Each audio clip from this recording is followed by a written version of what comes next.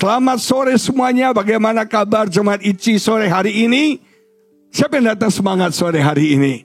Salami kiri kananmu, katakan semangat di hari Minggu. Semangat di hari Minggu. Puji Tuhan. Senang bisa kembali melayani saudara jemaat yang sungguh diberkati Tuhan.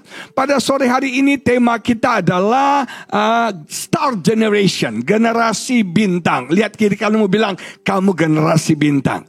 Kamu bintangnya. Amin saudara. Nah, kita mau baca Filipi pasal yang kedua, ayat yang ke-12 sampai yang ke-16 menulis demikian. Filipi pasal 2 ayat 12 sampai 15 menulis demikian. Hai saudara-saudaraku yang kekasih, kamu senantiasa taat.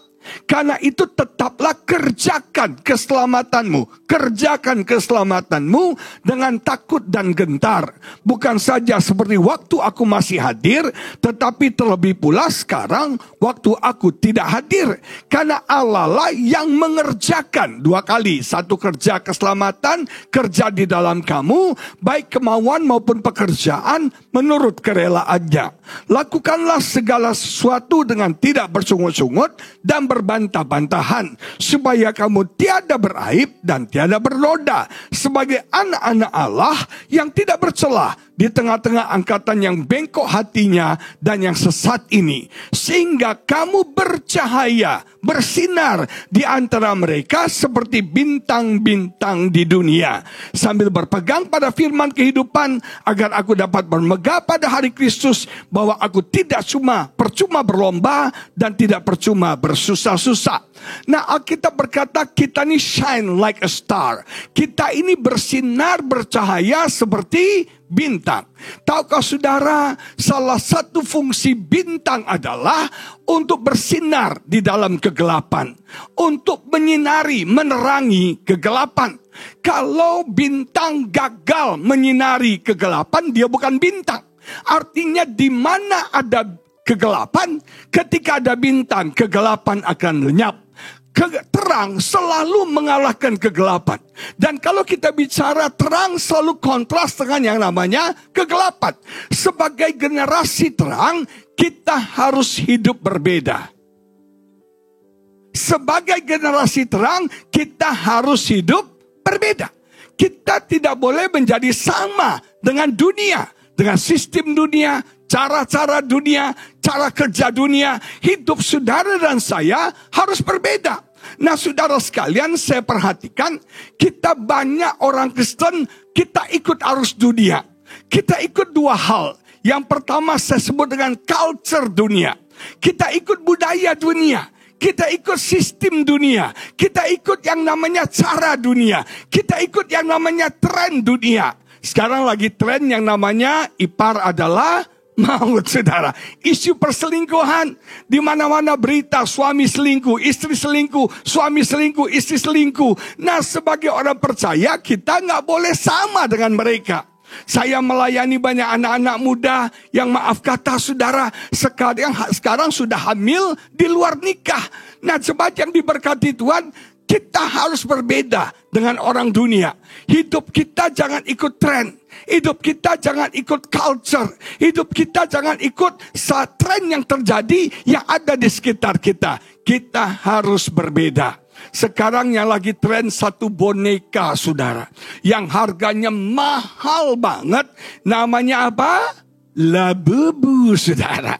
Banyak orang Kristen punya boneka Labubu karena dia nggak tahu itu monster.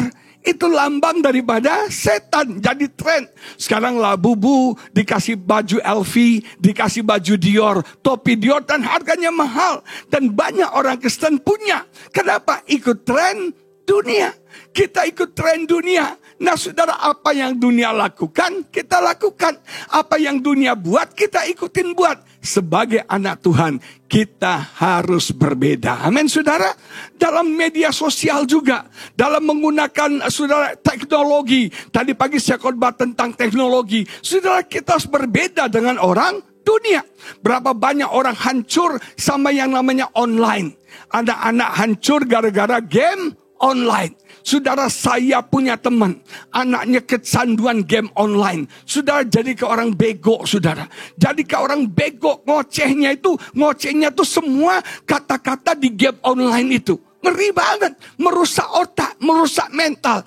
Anak-anak hancur gara-gara game online. Tapi saya pikir, kenapa anak kita kecanduan game? Karena orang tuanya.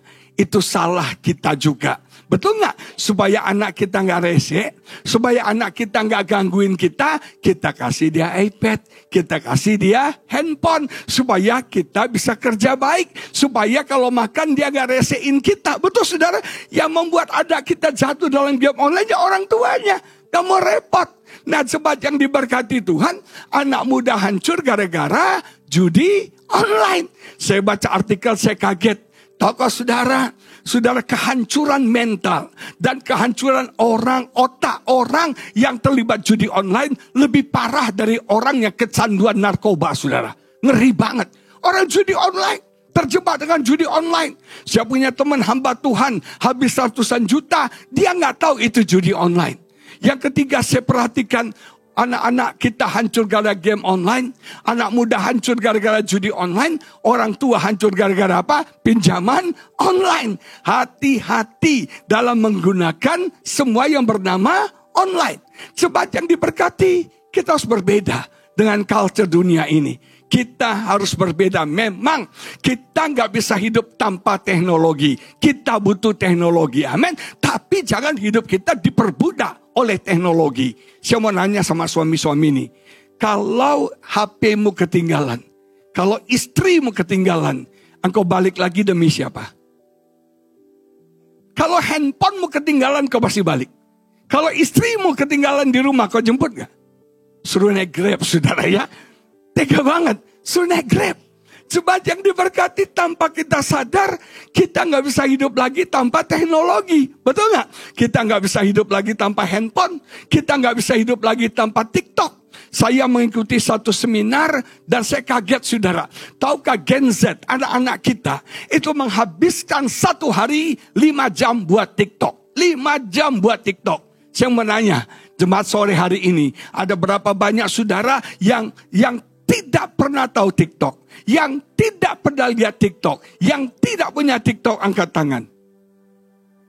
Tidak banyak ya, TikToker semua ya saudara ya.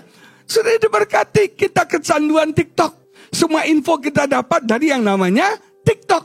Ponakan istri saya, dia sebelum sekolah ke Korea, dia tinggal di rumah. Saudara tahu, dari pagi bangun sampai sore nggak keluar kamar. Lupa makan, lupa mandi, lupa segala-galanya saudara. Dan saya lihat di kamar dia cekikikan sendiri. Hihihi. Kenapa? Rupanya nonton TikTok. Satu hari ada teman datang dari Amerika, kasih oleh-oleh tumbler. Mereknya Stanley saudara. Merek Stanley, nah bagi saya itu tumbler biasa. Waktu datang Stanley dia bilang gini, om ini lagi viral loh om. Saya bilang kok lu tahu? Dari TikTok. Katanya ada di TikTok, satu mobil meledak kebakaran, mobilnya hancur, tumbler Stanley-nya tetap utuh saudara. Jadi itu jadi viral. Sumber informasi dari mana?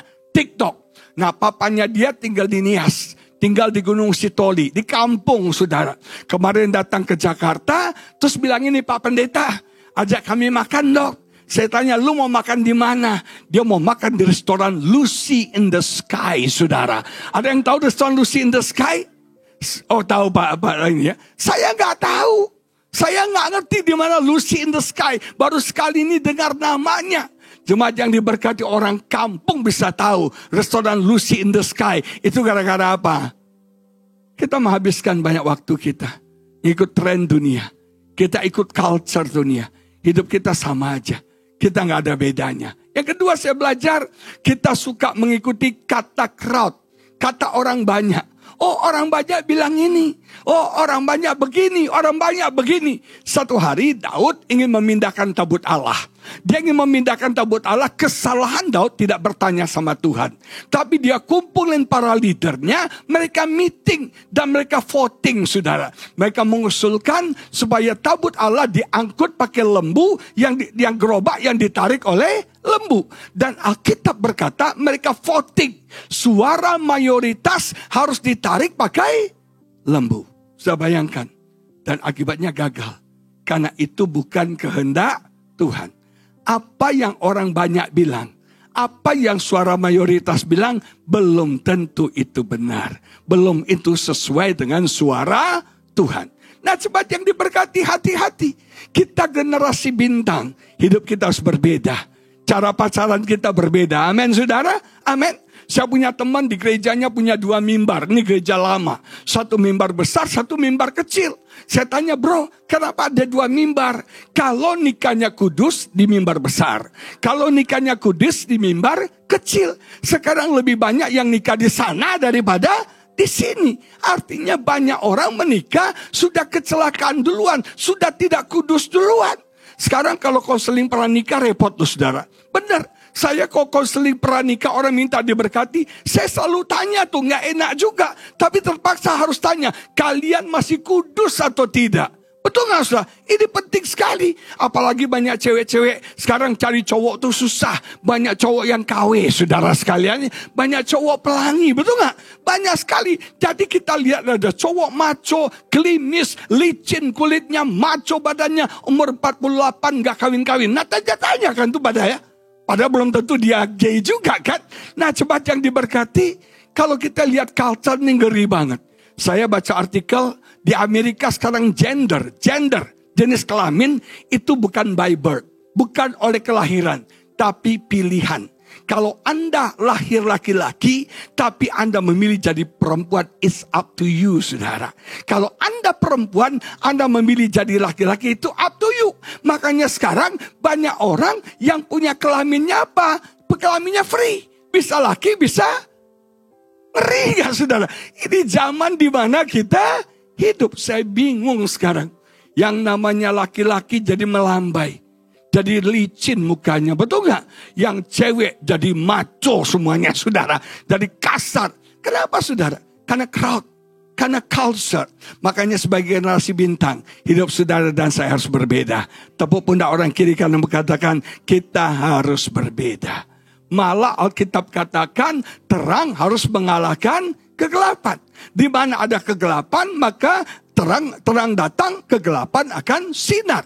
Artinya kita dipanggil jadi influencer. Kita dipanggil untuk menjadi termostat, bukan termometer. Termometer untuk mengukur suhu. Termostat menentukan suhu. Kita bukan dipanggil untuk saudara ikut-ikutan apa yang terjadi. Tapi hidup kita mengubah keadaan di mana kita ada. Nama Tuhan dipermuliakan. Amin. Kata influence. Anda sering dengar kata influencer dari kata influence yang artinya the power to change or affect someone or something. Kita punya kekuatan, kita punya kuasa untuk bisa mengubah keadaan kita, mengubah orang-orang di sekitar kita. Itu namanya influencer. Amin. Dan saya berdoa kita menjadi generasi bintang. Ada satu survei mengatakan bahwa dalam sehari kita berinteraksi minimum 3 orang. 2-3 orang satu hari. Saya bayangkan dalam satu hari kita bisa mempengaruhi 2-3 orang. Dalam sebulan berapa orang? Dalam setahun berapa orang? Ada ribuan orang yang kita bisa pengaruhi seumur hidup kita. Kalau kita mau jadi bintang. Kalau kita mau memberikan hidup kita berarti bagi orang di sekitar kita. Satu survei membuktikan, ditanya kepada para orang-orang yang disurvei, yang paling berpengaruh dalam hidup Anda secara rohani siapa? Tahukah saudara? Yang paling berpengaruh dalam hidup kita secara rohani. Yang pertama siapa? Tidak ada yang berpengaruh sini ya. Yang paling berpengaruh secara rohani dalam hidup kita siapa? Ibu. Di doa. Bukan bapakku ya. Di doa ibuku. Orang yang berpengaruh legasi rohani, itu yang pertama ibu. Yang kedua siapa? Istri. Biasanya bapak-bapak ikut ke gereja karena ada istrinya. Betul gak saudara? Yang ketiga siapa? Oma. Belajar dari Timotius. Teladan iman dari siapa? Omanya. Dari siapa? Dari mamanya. Dan anehnya 3-tiganya perempuan saudara.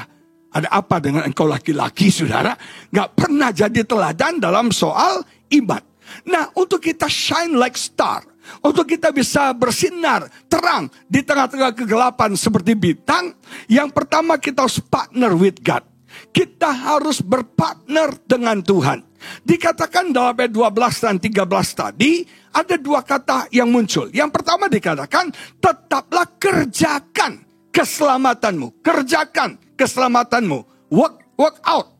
Terus yang kedua dalam ayat 13 dikatakan, karena Allah lah yang mengerjakan. Ada kata kerja dua. Yang satu bagian kita, work out.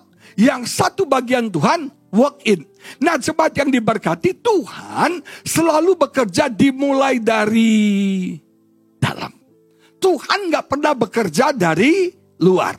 Selalu bekerja dari dalam. Dia menjamah hati kita. Dia mengubah hati kita. Dia menyembuhkan hati kita. Dia memulihkan hati kita. Tuhan selalu bekerja di dalam. Satu hari saya berdoa, Tuhan jamah berkati pelayanan saya. Berkati keuangan saya. Berkati hidup saya. Tuhan bilang gini, aku bekerja dari dalam. Artinya Tuhan akan hancurkan semua kesombongan. Tuhan hancurkan semua keegoisan. Tuhan hancurkan semua kemunafikan. Tuhan harus hancurkan semua hal yang tidak baik di dalam hidup kita. Dari dalam baru dia bekerja keluar. Saudara, kita sering berdoa, Tuhan sembuhkan aku. Saya mau beritahu, yang Tuhan perlu kerjakan terlebih dahulu bukan menyembuhkan Anda, tapi menyelamatkan Anda. Saya mau tanya, mana lebih penting? Selamat apa sembuh? Selamat apa sembuh? Anda sembuh tapi masuk neraka buat apa? Betul nggak? Yang penting selamat. Sembuh itu bonus, saudara. Nah, Tuhan mulai dari dalam. Work in us. Bekerja di dalam kita. Kesombongan kita, keegoisan kita, kemunafikan kita harus dihancurkan. Maka kita akan melihat berkat-berkat itu dicurahkan di luar. Nah, bagian kita adalah work out. Kita harus work out. Keselamatan anugerah Tuhan. Itu pekerjaan Tuhan. Tapi setelah kita diselamatkan, kita mesti work out atas keselamatan kita. Artinya apa? Saudara, kita harus mengerjakan keselamatan kita. Kata work out itu seperti tambang. Anda harus menggali tambang ini. Anda harus mengeksplorasi, mengeluarkan semua isi yang ada pada tambang itu. Artinya keselamatan datang dari Tuhan. Kita harus mengeksplorasi, memaksimalkan, mengaplikasikan keselamatan yang Tuhan berikan kepada setiap kita. Kata work out punya berapa arti? Arti work out yang pertama adalah menyuburkan supaya tumbuh. Tuhan sudah kasih kita keselamatan. Kita harus memupuk keselamatan kita. Supaya keselamatan menghasilkan buah dalam hidup kita. Dalam terjemahan lain dikatakan bring it to full effect. Kita harus memaksimalkan keselamatan yang Tuhan berikan. Bagian Tuhan menyelamatkan. Tapi bagian kita memaksimalkan keselamatan itu sehingga berbuah. Active pursue spiritual maturity. Kita harus mengejar kedewasaan rohani. Dan kata lain yang dipakai adalah melatih. Nah, saudara, gimana caranya kita work out? Yang pertama kita baca 1 Timotius 4 ayat 7b menulis begini. Latihlah dirimu beribadah. Kalau orang mau work out keselamatannya, orang yang sudah selamat, dia harus punya kerohanian yang kuat. Dia harus punya kerohanian yang kuat. Kenapa kita harus punya kerohanian yang kuat? Yang namanya masalah bisa datang kapan saja. Yang namanya masalah bisa datang pada siapa saja. Tidak ada orang luput dari masalah. Saya mempelajari di Alkitab tentang badai. Saya bagikan kepada saudara. Ada 3 macam badai yang kita kenal. Yang pertama badai yang dialami oleh Yunus. Kenapa Yunus mengalami badai? Karena dia tidak taat. Karena dia lari dari kehendak Tuhan. Percayalah, ketika kau lari dari kehendak Tuhan, ketika kau lari dari panggilan Tuhan, Tuhan kirim badai. Kenapa? Supaya kita putar balik. Supaya kita kembali kepada Tuhan. Saya belajar, saudara. Ketika Anda lari dari panggilan Tuhan, ketika Anda jauh dari Tuhan, ini saatnya kita putar balik. Mendekat kepada Tuhan. Mencari Tuhan. Yang kedua, badai yang dialami Yesus. Yesus mengajak murid-murid bertolak ke seberang. Tiba-tiba datang badai yang dahsyat. Kalau Yunus badainya karena tidak taat, justru Yesus karena taat. Ada serangan si iblis. Badai bisa terjadi karena serangan iblis dalam hidup setiap kita. Iblis menyerang Yesus supaya Yesus tidak jadi kegerasa. Perhatikan, sebelum satu hal yang besar terjadi dalam hidup kita, iblis pasti menyerang kita. Dia mensabotase apa yang Tuhan mau kerjakan dalam hidup setiap kita.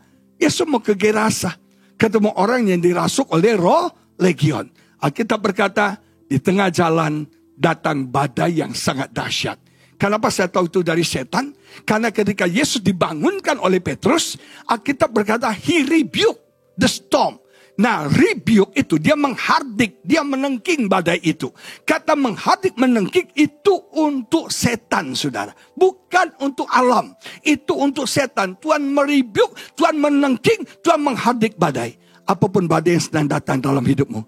Iblis yang mencuri damai sejahteramu. Iblis yang mencuri sukacitamu. Iblis yang mencuri ketenangan hidupmu. Iblis yang mencuri kesehatanmu. Kita pakai otoritas kuasa Yesus berikan. Kita mau tengking iblis dan kita hidup dalam kemenangan. Nama Tuhan dipermuliakan. Amin. Generasi bintang adalah generasi pemenang. Generasi bintang. Generasi yang mengalahkan si jahat. Saudara, ada seorang anak. Satu hari dia lagi main sama anjing kecil. Lucu, ketawa. Tiba-tiba anjingnya jadi galak. Anjingnya mau gigit di anak. Gonggong. Mirip ya. Saudara. Anjingnya jadi galak. Gonggong mau gigit anak ini. Anak ini kaget, dia nangis. Terus dia lari, papi, anjingnya anjing kejar. Anak ini takut, akhirnya datang bapaknya, dia lari ke gendongan bapaknya. Di gendong bapaknya dia masih trauma, dia masih nangis. Terus dia tenang, tadinya dia takut sama anjing. Tadinya dia mau digigit sama anjing. Tapi begitu dia di pangkuan bapaknya, dia mulai berani. Sekarang dia lihat anjing. Dia bilang apa sama anjingnya? Tuhan ingatkan saya. Iblis itu seperti anjing. Mau menggonggong, menggigit kita. Datang ke pangkuan Bapamu. Bapamu lebih besar dari semua setan manapun. Bapamu lebih besar dari semua masalah pergumulan apapun dalam kehidupan setiap kita. Di pangkuan Bapamu, kau di situ aman. Di pangkuan Bapamu kau tenang. Dan kau bilang sama si iblis, amin. Bilang apa sama si iblis? Cuma yang depan doang. Bilang apa sama si iblis? Bilang apa sama penyakitmu? Bilang apa sama kankermu? Bilang apa pada masalahmu? Kurang tepat, saudara. Meski dengan nada ngejek. Bulan Januari kemarin, saya didiagnosa ada kanker di usus saya. Jujur saya kaget. Shock. Gak duga, gak kira. Di luar prediksi saya. Saya gak pernah mengharapkan sakit kanker. Tidak ada orang yang mengharapkan sakit kanker. Saudara yang diberkati, ketika saya baca email dokter yang menyatakan bahwa polip di usus saya adalah kanker ganas. Jujur saya gemetar. Saya takut sekali. Saya goncang sekali. Dan apa yang terjadi? Terjadi peperangan di pikiran saya. Iblis bilang, ini upah kamu melayani Tuhan. Ini upah kamu setia sama Tuhan. Bukan dapat mobil BMW, bukan dapat apartemen, malah dapat kanker. Percuma. Sia-sia lu setia sama Tuhan. Sia-sia lu melayani Tuhan. Aduh, saya goncang banget. Saya gak kira, saya gak duga. Terus iblis bilang gini, habis lu sekarang. Selesai lu sekarang. Pelayanan lu selesai, hidup lu selesai, cepat-cepat ntar lagi lu mati. Saya takut banget. Saya tahu ini dari setan. Kemudian saya berkata, dalam nama Yesus. Ketika iblis menyerang pikiran Anda, lawan pakai firman Tuhan. Senjata kita adalah firman Tuhan. Lawan pakai firman Tuhan. Saya katakan, iblis dengar. Saya gak mau takut. Saya gak mau gentar. Karena saya tahu. Tuhan saya gak pernah rencanakan yang jahat buat saya. Tuhan saya gak pernah rencanakan kecelakaan buat saya. Tuhan saya gak pernah rencanakan yang buruk dalam hidup saya. Gak pernah. Saya percaya ini pasti mendatangkan kebaikan. Saya percaya ini pasti mendatangkan kemuliaan bagi nama Tuhan. Saya tenang. Terus saya buat satu komitmen. Saya bilang, Tuhan, saya tahu ini sakit. Saya tahu ini berat. Saya tahu ini gak mudah. Ajar saya untuk mengucap syukur. Ajar saya untuk tidak ngomel, tidak komplain. Ajar saya mengucap syukur. Saya belajar dari Ayub, saudara. Ketika Ayub saudara mengalami masalah secara keuangan, hartanya habis. Mengalami masalah anak-anaknya mati semua. Saudara bayangkan, harta habis kita masih bisa tenang. Tapi anak mati semua, kan itu sedih banget, syok banget. Sekarang sakit lagi, sakit kulit. Saudara yang diberkati, saya mau nanya, target iblis apa? Apakah anaknya? Target iblis apakah hartanya? Target iblis apakah fisiknya Ayub? Tidak. Target iblis adalah supaya iman Ayub kandas. Supaya Ayub saudara menyangkal Tuhan. Tapi sayang, iblis salah tembak saudara. Yang menyangkal Tuhan bukan Ayub, tapi istrinya. Ayub malah bilang, "Blessed be the name of the Lord." Terpujilah nama Tuhan. Dia berkata begitu, dan Alkitab berkata, Ayub tidak berbuat dosa karena dia tidak menyalahkan Tuhan. Saudara, saya belajar Tuhan. Saya nggak mau tanya kenapa saya sakit kanker. Saya nggak mau tahu kenapa saya sakit kanker. Tapi apapun yang terjadi, saya mau mengucap syukur dan saya mau memuliakan Tuhan. Jujur saudara. Akhirnya saya ke dokter. Dokter bilang harus dioperasi. Usus saya harus dipotong. Singkat cerita begini. Ketika saya bisa mengucap syukur, saya melihat berkat Tuhan. Percaya nggak saudara? Ketika kita mengucap syukur, kita bisa melihat berkat dalam masalah kita. Yang pertama, untung. Yang kanker itu posisinya di usus saya. Usus kita panjang. Jadi bisa dipotong saudara. Yang kedua, untung. Posisi kanker itu 19 cm dari anus. Jadi kalau anus dipotong, kalau kankernya usus dipotong, anusnya nggak perlu ditutup saudara. Pernah lihat orang yang bawa selang di sini, pembuangan di sini, saya nggak bisa bayangkan. Pendeta ganteng mirip Andi Lau gini, bawa kantong kotoran gitu kan, nggak nyaman banget saudara. Yang ketiga, saya bersyukur untung kanker itu stadium 1, jadi bisa diobati. Makanya apapun keadaanmu, mengucap syukur karena Tuhan selalu baik bagi setiap kita. Nah akhirnya dokter sarankan harus dipotong usus saya. Ketika saya mau dioperasi, saya takut sekali. Di kamar operasi sendirian. Istri saya dengan teman-teman di luar lagi berdoa. Berdoa buat saya. Saya ketakutan. Saya bilang, Tuhan, ini ususnya dipotong, nyambungnya gimana ya? Kalau nyambungnya koslet kan cerita lain, saudara. Tuhan, ini gimana? Saya nggak kenal dokter anestesinya. Ini kalau dia overdosis bisa nggak bangun loh saya. Kayak punya teman kecil saudara, itu dioperasi, menantunya dokter anestesinya, menantunya. Itu teman saya nggak bangun lagi saudara, alias is dead saudara. Nah saya takut banget, Tuhan ini gimana? Ketika saya takut, tiba-tiba ada suara di hati saya bilang gini, hambaku kamu tenang, kamu jangan takut. Terus suara itu bilang gini, kamu keluar dari tempat ini, kamu harus sehat. Keluar dari tempat ini, kamu harus sembuh. Terus suara itu bilang ini, tertawakan iblis yang mau hancurkan hidupmu. Tertawakan kankermu. Tertawakan penyakitmu. Tertawakan. Tiba-tiba saya ketawa. Saya ketawa. Di kamar operasi tidak. Saya ketawa. Saya ketawa. Tiba-tiba saya sadar kayak orang gila aja. Kalau ada perawat lihat kan. Itu ada engkong-engkong mau dioperasi. Stres sampai gila. Sampai ketawa sendiri. Saya ketawa tapi jujur. Dengan saya tertawa saya kuat. Saya bisa jalani semua dengan baik. Sampai saya bisa sehat, bisa sembuh. Sampai hari ini. Tidak perlu kemoterapi. Nama Tuhan dipermuliakan. Amin. Jadilah orang Kristen yang menang. Tertawakan apapun masalahmu.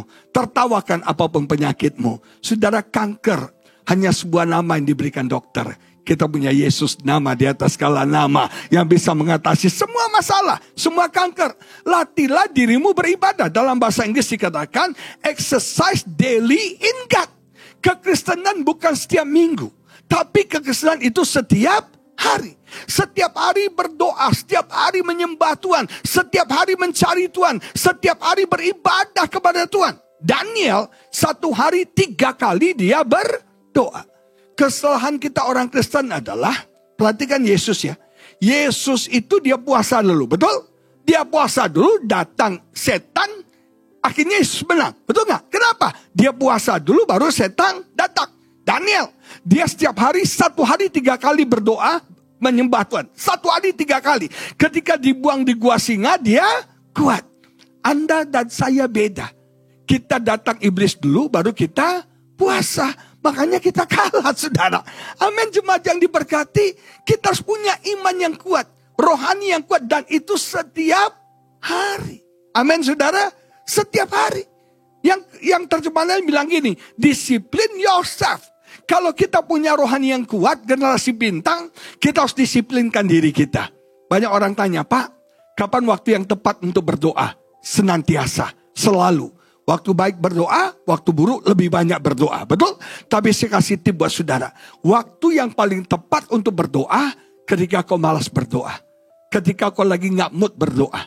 Ketika kau lagi gak kepingin berdoa. Paksakan dirimu, kalahkan dirimu, disiplinkan dirimu untuk berdoa. Kau akan melihat Tuhan bekerja dengan luar biasa dalam hidupmu. Yang namanya punya rohani yang kuat, perlu disiplin. Terus dalam satu terjemah lagi dikatakan, spend your time and energy in training yourself. Artinya, kita harus memberikan waktu kita, memberikan energi kita. Terakhir nih, Tuhan kasih kita berkat 1 hari 24 jam, betul? Ada yang lebih nggak? Enggak ya? Ada yang kurang? Enggak, semua sama. Saya mau nanya nih, Anda paling banyak menghabiskan 24 jam itu buat apa? Hah? Paling banyak buat apa? Tidur. Saudara nggak cukup tidur di rumah, lanjut di gereja. Oh, di sini sih nggak ada bedanya. Saya khotbah di sebuah gereja, gerejanya di bioskop, saudara. Tahukah Anda tempat tidur yang paling nyaman di dunia itu, yang ke nomor 2 itu di bioskop. Nomor 1 itu di gereja, saudara. Tidur dalam hadirat urapan Tuhan. Nah, ini gereja di bioskop. Tantangannya itu berat, saudara. Nyaman, empuk, dingin. Orang tidur. Istri saya syuting, sudah kaget.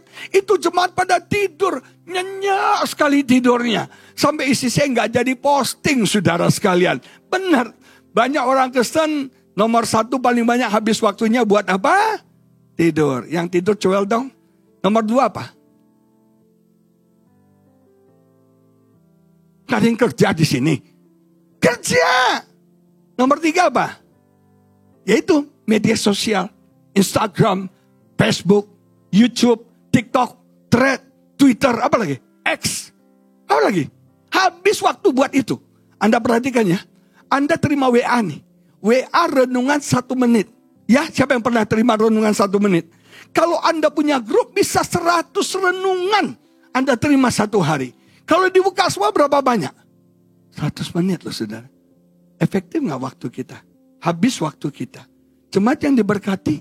Nomor 3, kita menghabiskan banyak waktu untuk media sosial. Instagram kita. Makanya Instagram itu illusion of perfection. Apa yang Anda lihat di Instagram itu belum tentu itu sesungguhnya. Belum tentu itu sebenarnya. Kadang-kadang itu endorse dan beauty plus, saudara sekalian. Nah, jemaat yang diberkati, nomor paling akhir. Yang hanya sekian 0,0% sekian persen itu berdoa. Anda tahu doa itu penting? Anda tahu doa itu powerful? Kenapa Anda tidak berikan waktu Anda untuk berdoa? Ibu-ibu bisa ke salon tuh dari pagi sampai malam. Yang namanya kecantikan tuh mahal. Suntik ini, botok ini, pakai ini. Wah, semuanya mahal. Belum kerembong lagi, saudara. Belum lagi. Habis uang, habis waktu untuk cantik. Kita punya waktu. Tapi untuk doa, gak ada waktu. Bohong gak ada waktu. Lu aja gak mau, saudara. Betul gak? Untuk pelayanan gak ada waktu. Bohong. Kamu gak mau. Kalau Anda mau, Anda pasti punya waktu. Amin, saudara. Hari-hari ini generasi bintang, kita harus mendisiplinkan diri kita. Kita harus punya rohani yang kuat. Hidup kita berbeda. Hidup kita harus jadi pemenang. Hidup kita bukan jadi pengecut, gak cemen. Nama Tuhan dipermuliakan, amin. Lihat kiri kanan bilang, kamu tuh bintang. Kamu tuh bintang. Bintang itu artinya kamu harus bersinar di dalam kegelapan. Amin, amin. Kalau tetanggamu berantem terus, kau jangan ikuti berantem juga, saudara. Kita harus menjadi pembawa damai. Siapa mau jadi bintang? Amin. Mari kita bangkit berdiri, kita doa sama-sama. Haleluya. Terima kasih Tuhan. Terima kasih sebagai bintang-Mu kami mau shine. Kami mau bersinar. Kami mau bercahaya di dalam kegelapan. Kami tidak mau ikut culture kami. Kami harus berbeda dengan culture dunia ini. Kami gak mau ikut crowd apa kata orang banyak. Walaupun kadang-kadang melawan arus itu tidak mudah buat kami. Tapi kami harus berbeda Tuhan. Cara hidup kami, cara bicara kami, cara apapun dalam hidup kami harus berbeda. Cara bisnis kami harus berbeda. Hidup kami harus kontras dengan dunia ini. Sehingga orang bisa melihat terang itu ada pada kami. Kami bersyukur Tuhan, biarlah Kau terus bekerja menerangi hidup kami. Sehingga kami bisa menjadi generasi pemenang. Bukan generasi yang cemen, yang cengeng. Tapi generasi yang kuat ya Bapa. Ketika tantangan datang, ketika badai datang, kami bisa bertahan. Jemaat, ada satu kata terakhir saya mau sampaikan. Jangan pikir kita menjadi kesaksian hanya dari berkat. Hanya dari kesuksesan. Hanya dari keviralan. Seringkali penderitaan kita, kemampuan kita bertahan dalam penderitaan kita, itu bisa menjadi saksi untuk kemuliaan bagi nama Tuhan. Banyak orang susah. Banyak orang sekarang hidupnya menderita.